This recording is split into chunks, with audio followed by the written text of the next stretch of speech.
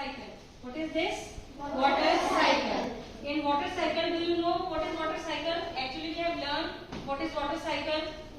Yes. Please tell me what is water cycle.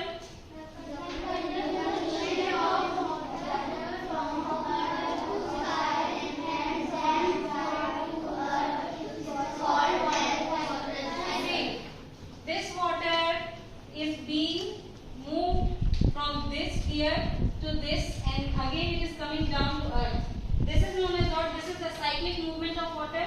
So this is known as what? Water cycle. Actually, what happens? Suppose this is a river or a pond.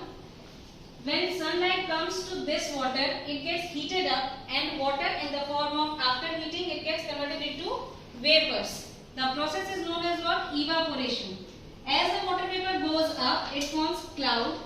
As it is mixed with the cool air there, and it forms cloud, which is known as what? Condensation. When the clouds become heavy, it comes down on earth in the form of rain, which is known as what? Precipitation. And this, by the process of precipitation, the water again comes back to the rivers, lakes, or other water bodies. The process is known as what? Collection. See, this is one of the model of water cycle. See, this is what?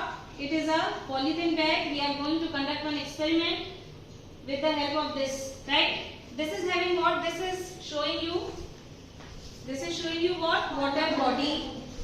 We can call it as a lake, ponds, right? This is the sun.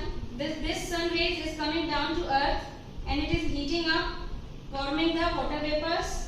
It is cooling here, and it is forming cloud. It is coming down in the form of